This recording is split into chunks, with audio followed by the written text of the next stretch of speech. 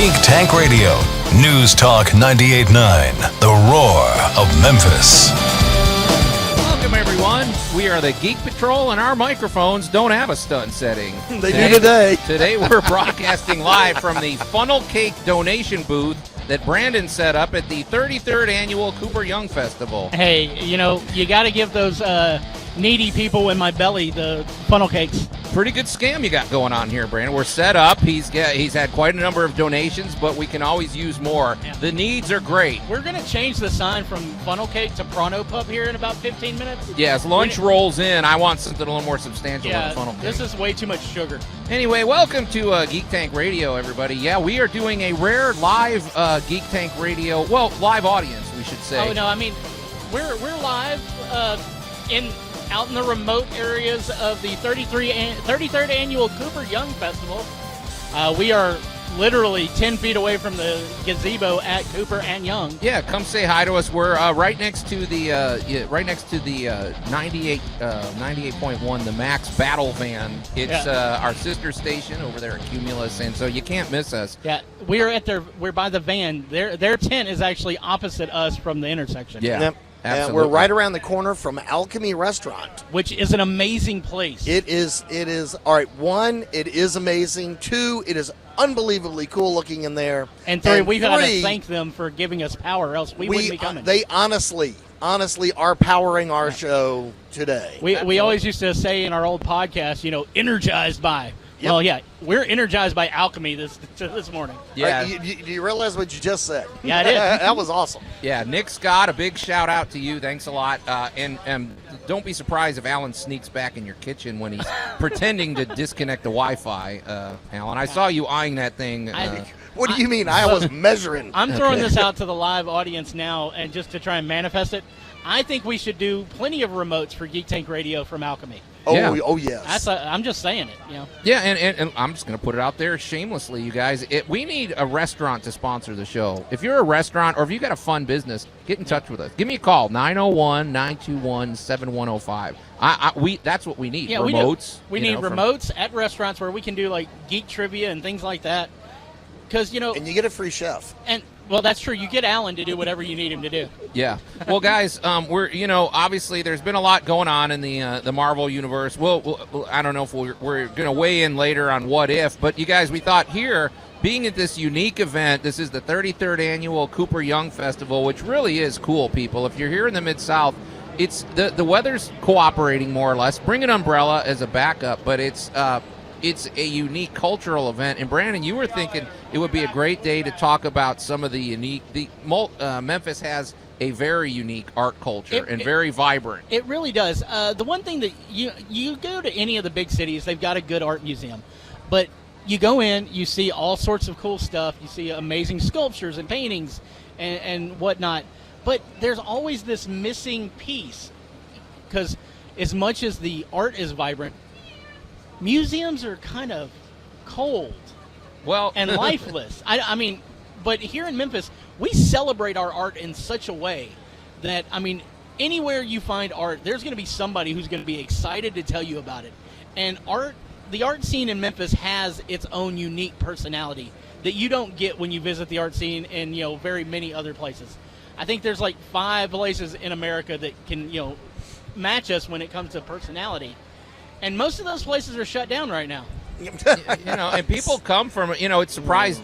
It might surprise some people to know in the Mid-South, but I mean, we are a worldwide destination. There's people that Memphis is cool, and actually, this is a little trivia for you, Allan. Isn't Memphis the most named song the most named city in music? I think they did a count, and has been mentioned more than any other city in popular music. I believe that. We did that story last year when it came out. It's kind of like Memphis gets mentioned all the time. All the time. For good reason. I mean, Robert Plant comes out here all the time. There's mostly good reasons. Every so often, there's a little. Somebody gives us someone a kick wants under to the throw us a little shade, but it's all in good faith. Yeah, don't talk about Nashville. We want them to listen too. But the evil big brother that takes all our stuff. I didn't say it. You did. Well, you guys, does I implied it. Does Memphis? Is there something in the air or in the water that produces this kind of vibe? Well, considering we're right down from a barbecue truck, man, something is definitely in the air down here this morning. Yeah. And I'm getting hungry. So, well, let's talk about Cooper Young real quick. Okay. Honestly, a old part of town that just refused to become the old part of town. So it became kind of the old, new, funky, great restaurants, great. This is part of the town where you get the experimental businesses. Stuff that may or may not work, but somebody's got a great idea and a passion for it. It is the mecca of cultural ingenuity. Big shout out to Nerd Alert. Let's face it. Oh, absolutely. What a great business right at the end of Cooper and Young. Yeah. So, this is one of those places where you go in and you're not going to see 15 chain stores in a row. No. You are going to go in and you're going to walk in, and the guy or lady that meets you at the door, there's a better than average chance that's an owner. And, And in a lot of those cases, the items that they are dealing in, they made them. Yeah. Or at least, made them, cooked them, designed them, got something deeply to do with them. I think that's a good point, because I will say this, you guys. I grew up in Chicago, and I lived in San Diego and everything. But and we're all big promoters of the arts here. Yeah. There is something completely unique here in the Mid-South, and I think it's what I think what it is I feel the most connected to the artists here in Memphis, because the odds are you might meet them, or they might live across town, or they might be on TV, at a book signing or something. I don't know. It's just I feel a much more bigger connection here. And I think that's just comes with the way that we celebrate art here in the Mid-South, is that, the guy who wrote a book that you read, that you got at like the local Walgreens for, $5, you come to find out that one of the guys who wrote one of the biggest stories in that haunted Memphis book is sitting down the street from you in his living room, binge watching the same thing on Netflix you are. Yeah. I mean, it's just the way it works here. Our celebrity are genuine celebrities, but they are also your neighbor. Yeah. How many times have you walked into a place and just, seen, world famous writers at the table across from you, and you're like, I think and then it is. Yeah. Or you've been watching television, and you're sitting there, and one of my favorite stories is a friend of mine going through a coffee shop drive-through. It got recognized, asking for a coffee, and it's just one of those hilarious stories where it's just kind of like, really? Oh my gosh! Yeah. But a very unique voice, and when they drove through, they were, and the best part is they were just totally chilled and groovy about it. I've been to lunch with you when people have recognized your voice. And, you're the guy on Tool Talk. You're the one who knows things. That's exactly what they said. Oh, geez. Well, one of my favorite things is we took Felix Silla to lunch in the Mid-South. Yeah. And if you don't know who Felix Silla is, think back to the original Addams Family. He was the actor, a very diminutive person who played Cousin It. Yeah. He was also the human cannonball for Ringling Brothers and Barnum and Bailey Circus. So let's just say Mr. Silla he is well under 4 foot tall. Right. And we walk into a restaurant in the Mid-South, and of course, it's not an everyday thing, because he also has a very thick Italian accent. Yeah. And this is a great Mid-South story. Yeah. The waitress that greeted us didn't bat an eye, just kind of took the situation in sweep and went and got us all sat down. And, the only thing she looked at Mr. Silla was and goes, "Hun, you need a booster seat?" Huh, and that was nice. that was it. That's not humiliating or anything. No, so, well, I mean, when you're 3 foot tall and you're you might need a booster seat. Okay. But lunch was fabulous. Everybody we just roll with it is kind of what I'm saying. Well, I wanted to also talk about the interconnectedness of the art community, which what I love is I think there's a certain gritty street level quality to Memphis art. And what I like is like I said, I grew up in Chicago, and I actually went to the opera. My mom and I would sometimes go, and there is a definite distinction between the people that go to the operas and me, like when I go to a rock concert the next day or something, well, those distinctions don't exist here in Memphis. No, they really don't. And a big shout out to our buddy Ned Canty, the director of Memphis Opera, because you talk about he's very sophisticated, highly intelligent, very classy, well-spoken, but he brings opera to the people. And that's how all of the arts are. And he can't wait to get nerdy. Yeah, and No. Oh my gosh! Throw him some comic book topics and watch him get excited. And seriously, don't be surprised if you're in Memphis and all of a sudden there's an operatic flash mob. We Right. don't just do your normal dancing pop hits. All right. We got to throw this in. When they would actually, all during the pandemic, they would actually pandemic. the I hate that. Yeah. Look, it's been a long morning, buddy. They actually put opera on a flatbed truck and delivered opera around the city. Well, If that is not just the epitome of awesome, It really I cannot is. imagine what is. And don't be surprised if they roll through here today, Alan. I would not put it past Ned to have a flash mob of opera performers here at the And they can Cooper hit a Young note. Festival. Yeah. Man, can they hit a note? If all of a sudden you see people singing songs from the Pirates of Penzance, I'd work. that's them. Yeah, but I think Well, you mentioned Pirates, of the Cooper Young Festival is today. Tomorrow is Talk Like a Pirate Day, and even the public library gets in on the act. With the pirate raids. Because they're actually sponsoring a full pirate raid down at the river tomorrow from 1 till 4. oh, nice So- shameless plug there, Alan. We'll just Alan work happens to that know right about in that. there. And see, that's something else. Well, some of us will be there. That's something else you get to see a lot of here in town is, you might see an entire, galley of pirates, marching down the streets. You may run into people who are dressed like stormtroopers because the 501st are always doing stuff. Medieval Knights. DeSoto County has a team of Ghostbusters that do Yes. all sorts of charitable things, and we'll have one of them with us next week on Geek Tank Radio. Oh, awesome. Well, don't forget our buddies over at the SCA. Yeah, you can find them in full armor, beating each other with swords and shields in the park. Yes. Is that Well- art? I guess that's performance. It's- art. Oh, still that is so performance art. art. Have Although have the you seen outfits, some of the armor? Yeah, the Man, armor that stuff and is the good. weapons Well, are art. It's funny. I mean, we want to talk about the different types of art. Everything in Memphis. People get into everything. Our buddy Scott Carroll, who is here with us today, just walked over here Scott. with Pipkin's Reaper and Pipkin's Spirit hot sauce because the culinary arts are just as big in Memphis as anything else, if not bigger. Yeah, it seems like it's interconnected. A couple of weeks ago, Alan, on Tool Talk Radio, we were talking, or maybe it was on Geek Tank, I don't remember, but we were talking about the mushrooms and how they communicate with all the trees. Yeah. And they're all interconnected at the root system. They might look like different trees, but they're all linked. Well, I honestly feel like there's something to that with That the is- arts community because That is a very good description of the art community here in Memphis. Is we're all interconnected, even if we're into all the different things. Right, and of course, look, if we're going to do shameless plugs, Alan, I'm looking at you. With the Memphis Comic and Fantasy Convention, boy, do we showcase some arts. Oh, I mean, all mediums. Seriously, and with you and Geek 101, while we couldn't do it, as well this year because of the pandemic and the way the schools have been, you and your field trips, you take the art to the kids and show them. You don't have to just go with this humdrum everyday corporate life.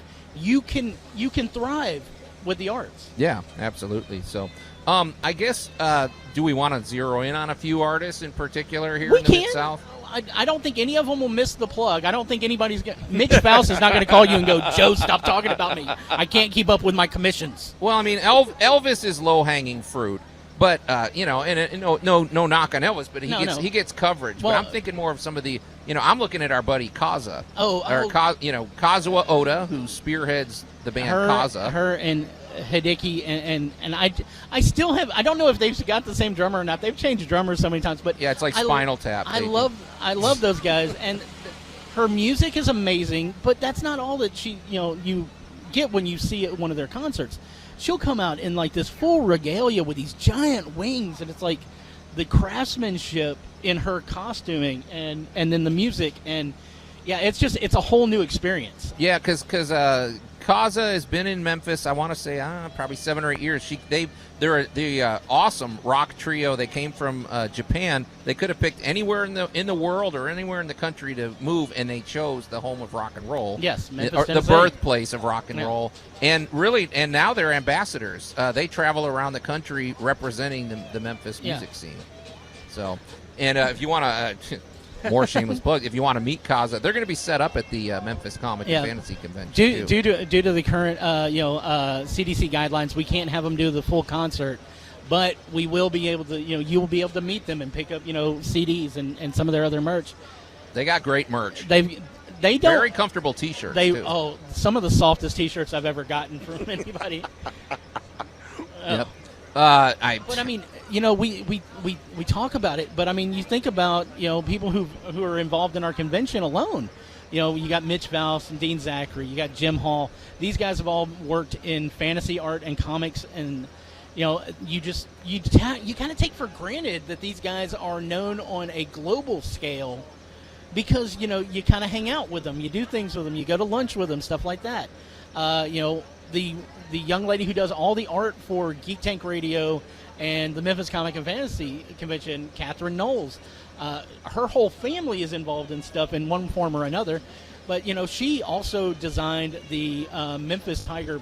Was it the Memphis Tiger basketball court? She sure did. She did like 100 different designs until they finally found the right one. She's an amazing cartoonist for us. Right. But then you see some of the work she's done, like the murals she's done and everything. It's just purely amazing, and it'll evoke feelings from you that you didn't realize you had. Okay. Gosh. All right, Brandon. Hey, dude, you got me on a subject, and first off, you got me outside.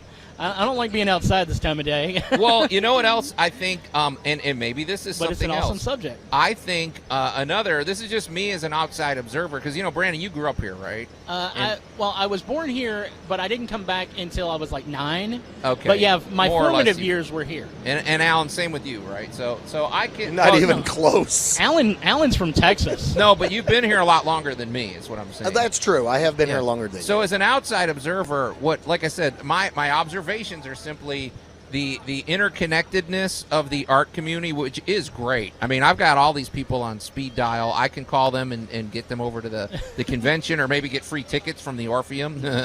hint, over nudge, there. Nudge, wink, wink, yeah. But what I was, but the other thing is, I feel like the artists out here, I feel like it's an authentic voice they speak with. I just see a lot more honesty in the art.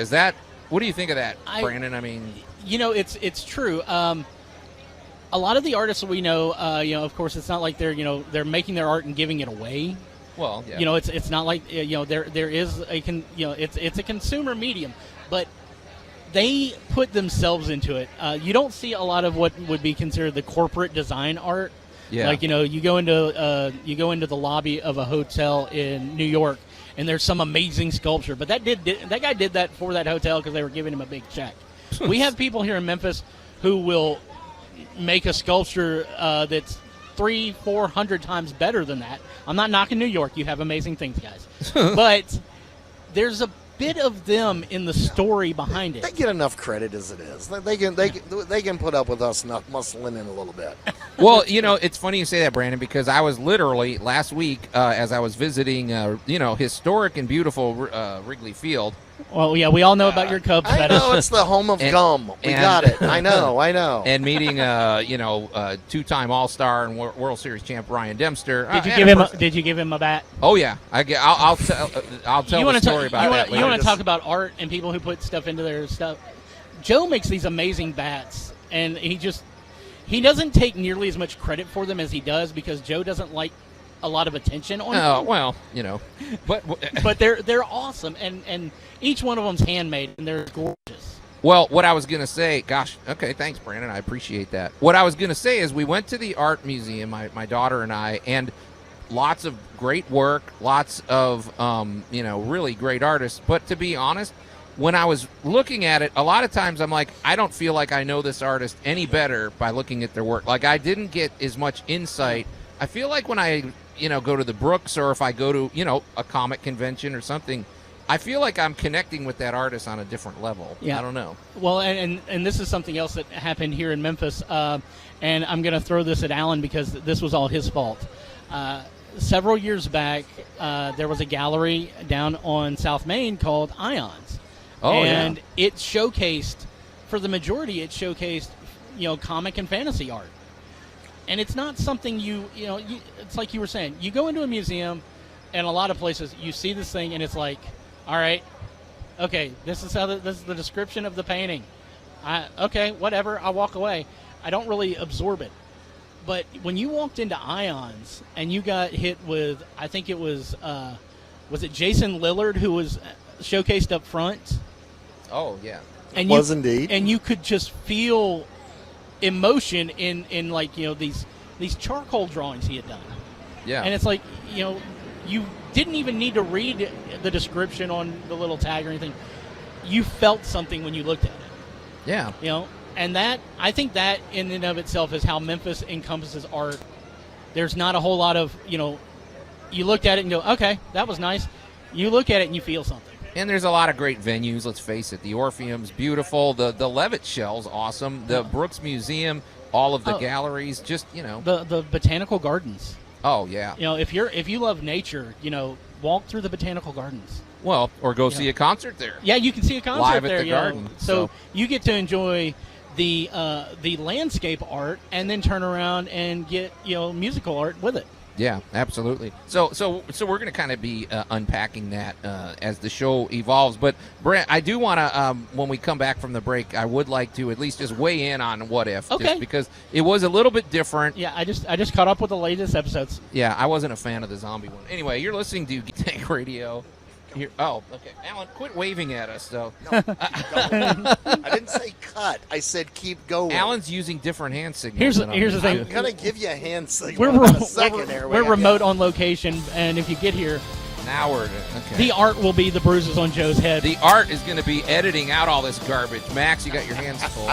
You're listening to Geek Tank Radio here on News Talk 98.9 The Roar of Memphis. We're going to take a quick break, and then when we come back, we're going to talk about the latest episode of What If.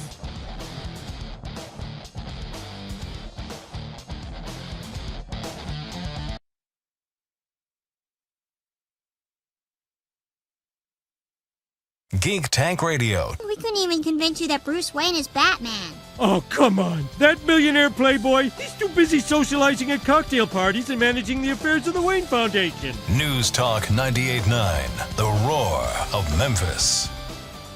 And welcome back to Geek Tank Radio. Here.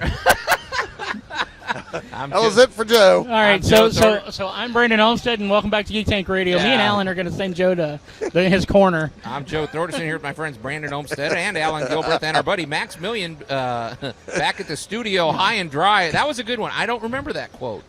I thought I knew The Simpsons pretty well. But I stopped watching The Simpsons, 20 seasons back. I wouldn't know. Okay, anyway. Well, yeah, about the time you grew up and got old enough to have a job. Yeah. That's about it. Well, here, as you can tell, if you can hear the ambient noise and if you can hear the squirreliness of everything going on around us, we are broadcasting live. So we're flying without a net today, you guys. We're here at the in so many ways. News Talk 98.9 promo tent. It's right next to our sister station, 98.1 The Max, their battle van. Yeah. You talk about they've seen some. If this van could talk, if this van could talk, I would be running because the hallucinogenics have kicked in. Okay. So anyway, we're at the corner of Cooper and Young, and we're about 10 feet away from the gazebo. You can't miss us. So come by and say hello. Say hello after we're done broadcasting. I mean, we don't want to be distracted.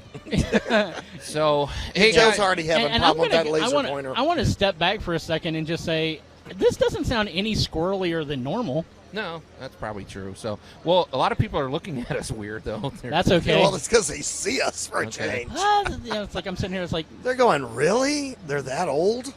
Yeah, there's a parade of people, a lot of dogs and everything. So, if you're interested in getting out, definitely come by the Cooper Young Fest. Bring an umbrella just in case. The weather hasn't been terrible.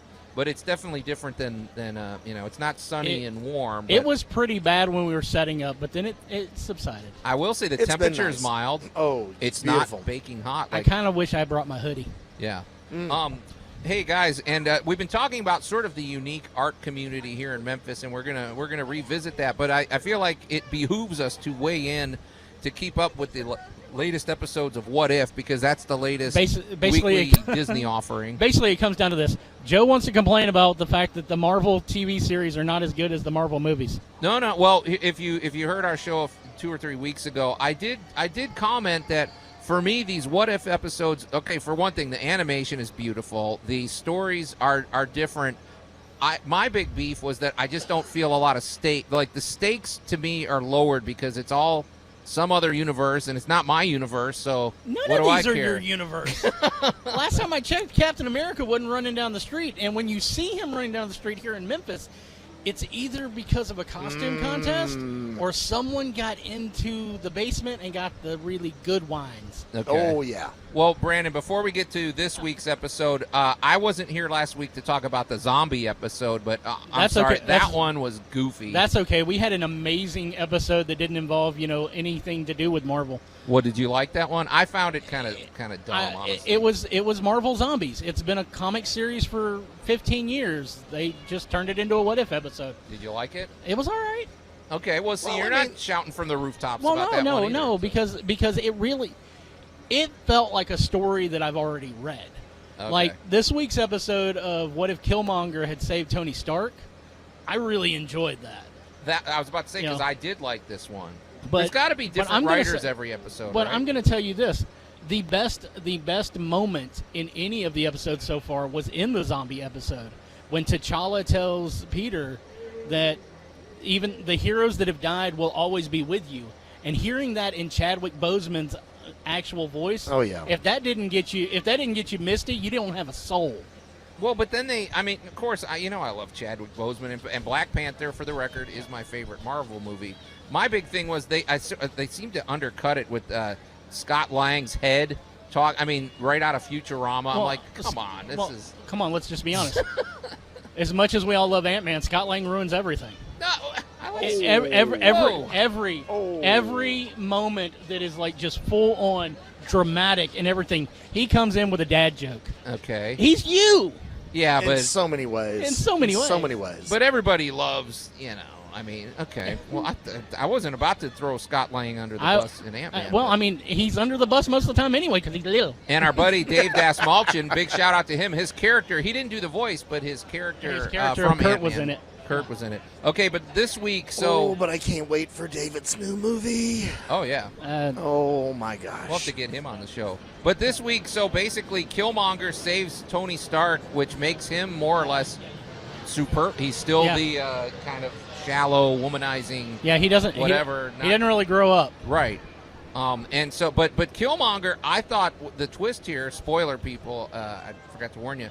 Killmonger's still the villain. Yeah. I thought maybe he was going to become heroic because of that, but No. no He such luck, huh? he manages to He has do it. issues. He does exactly what he wanted to do to begin with, and that was ignite a war between Wakanda and the U.S. Right. He just succeeds this time. Yeah. Well, But a world without Iron Man, I didn't like it as much. I'm sorry. I mean, I know you have your issues with Tony Stark. You said he hasn't shown a lot of character growth. I disagree. I have a problem with Tony Stark in the MCU. Right. And it's the same problem I have with Magneto in the Fox X-Men movies. What's that? Every time they look like they've learned a lesson, the next movie starts off and it's like they had no growth. Tony Stark doesn't show any real growth in the MCU until Spider-Man Homecoming. Drop the mic on that one. You're listening to Geek Tank Radio. Boom. I don't know how to counteract that one, Brandon. You can't. You're listening it's true. to Geek Tank Radio here on News Talk 98.9 The Roar of Memphis. We're going to take a quick break, wrap up our discussion about the MCU, and continue a discussion of the Memphis arts. Geek Tank Radio. News Talk 98.9 The Roar of Memphis. And welcome back. I have to say that I agree. I agree with the sentiment, but you'd have to be here to understand why. And welcome back to Geek Tank Radio. I'm Joe Thorderson here with my friends Brandon Olmstead and Allan Gilbreth here at the News Talk 98.9 The Roar promotional tent. right next to the 98.1 Battle Van here at the Cooper Young Festival, the 33rd annual Cooper Young Festival. You're such a dad. Well, 98.1. It's 98.1 the max, man. 98.1 the max. Yeah, sorry. Give them their due props. I don't say WWW anymore though. But and our buddy Max No, because Million. you started with HTTPS. Our buddy Max Million is back at the studio high and dry and ensuring that we never come back with a clean opening. I really do. I like these rejoiners. They're great, but sometimes they have. I think he should test them with us first so you can get the most amount of laughter out of the way, and then when he. Yeah, because Nope. I think we should sabotage Joe every single one. I disagree. I think it just needs to be continual Joe torture. I think he needs to get him prepped and then do a switcheroo at the end of the show. No, there we go. Not tell him what's coming. Hey guys, so we're talking today. We are here, at the Cooper Young Festival. We definitely encourage you to come down. Hey, it's free. It's free entertainment. It's a great place to get an early jump start on your Christmas shopping. You get some one-of-a-kind artists and vendors here. And, it's just a cool neighborhood. And, we've been talking about the Memphis art scene, and you talk about a place that it's showcased and here at the Cooper Young Fest. And we are 50 feet or 50 yards away from a Pronto Pub stand. Oh, yes, we are. If you've been missing your fair food, come down to Cooper Young. Yeah. There's funnel cakes down here, too. And all the restaurants are open. I mean, so you don't have to, you can eat indoors or outdoors. And I wish that band over there would have waited 20 minutes to start, but we're gonna muscle through. And Joe suddenly starts yelling, "Get off my lawn!" He says 20 minutes, but they've been playing since the first half of Tool Talk. Yeah. Yeah. Hey, guys, I feel like we've talked about the unique vibe that the unique incubation community. We've been talking about the arts here in Memphis and how they are. There's just a different flavor. We've all lived in different parts of the country. We've seen many different art communities, but there's something very unique and really attractive about the Memphis art scene. But I feel like we should discuss a couple of.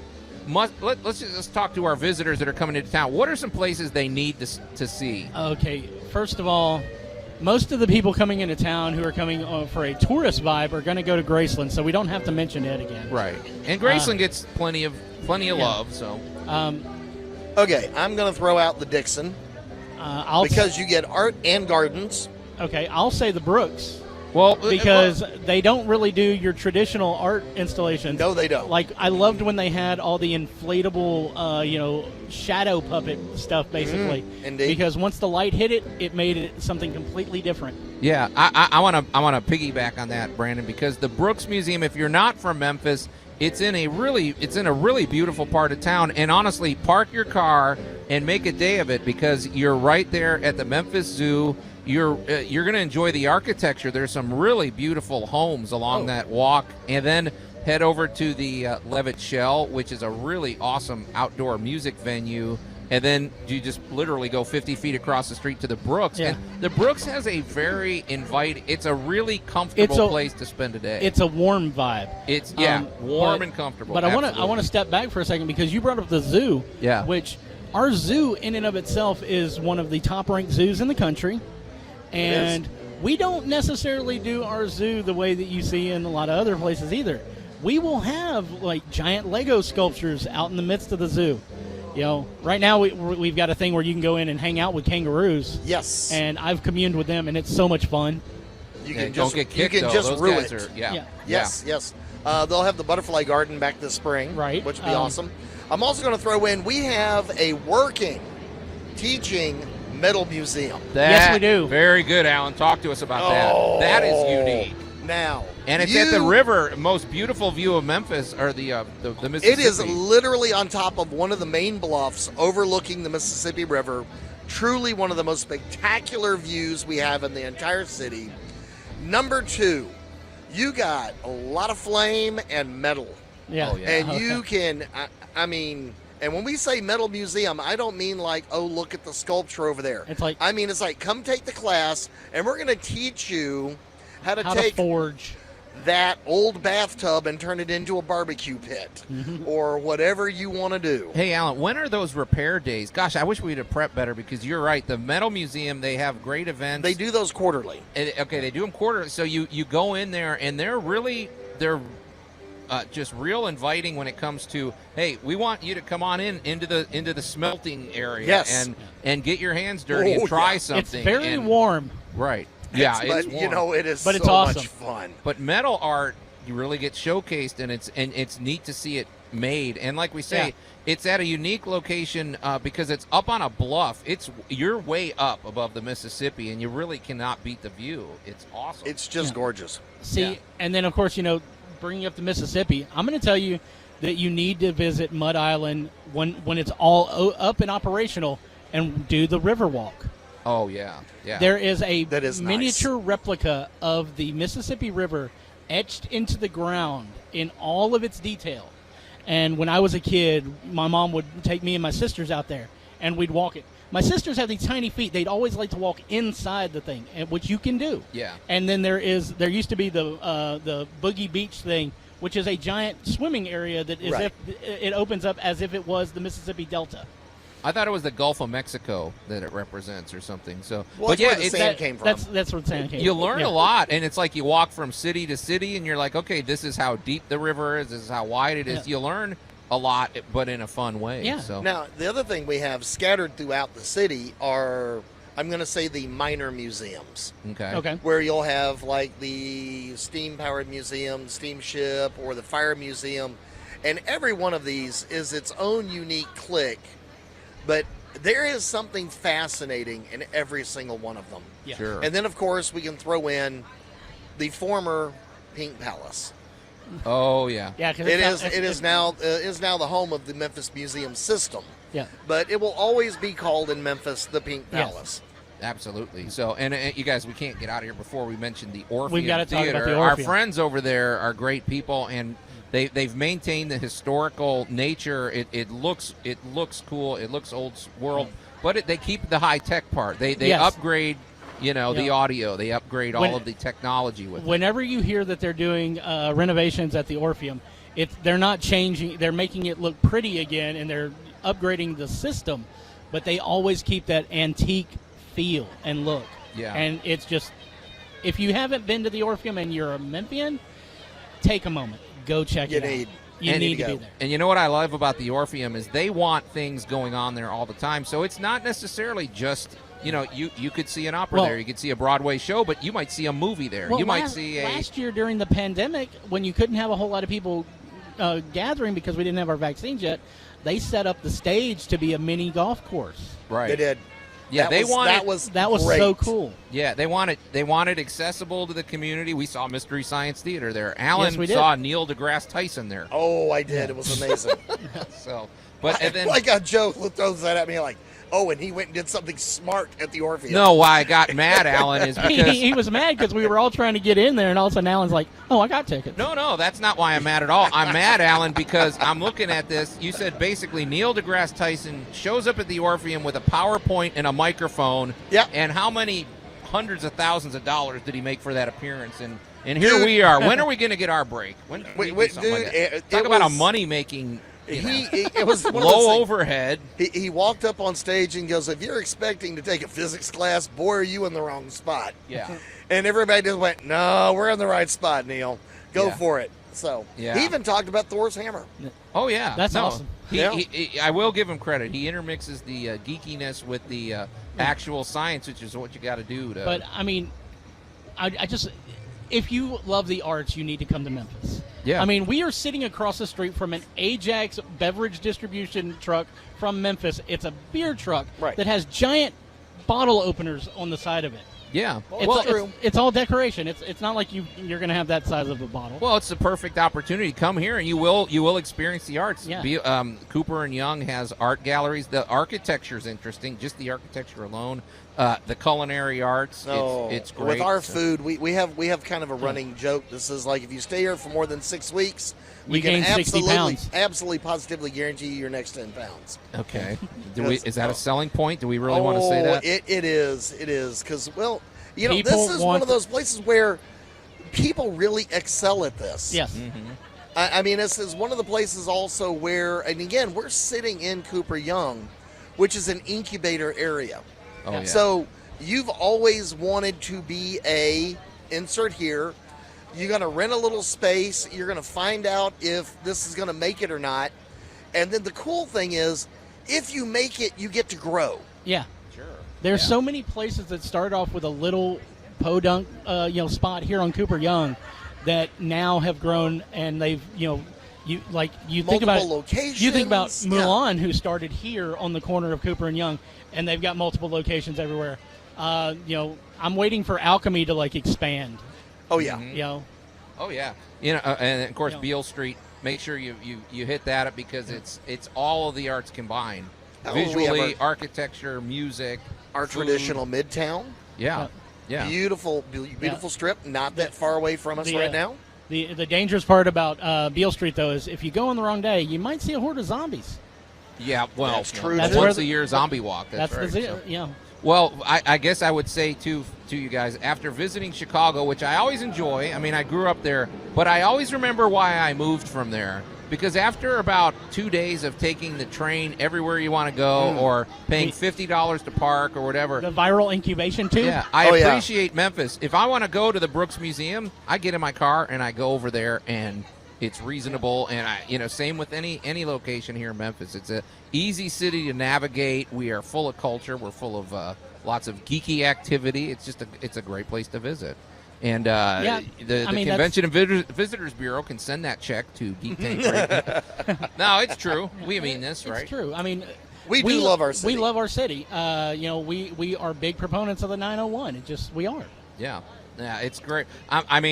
We've been having a lot of fun on the radio today, you guys, but honestly, I'm kind of eager to... and in about 10 minutes, I'm going to be a big fan of a number of these food booths. Yeah, that's what I'm thinking of, Alan. Lunch is getting close, and so we're it's almost a full moon. Yeah, it's going to be a lot of fun. So get down here to the 33rd Annual Cooper Young Festival. But, guys, we're out of time. So until next week, we are the Geek Patrol, and I am Joe Thorderson. I'm Allan Gilbreth. And I am Brandon Olmsted, challenging you to find the art in your community and send us a picture.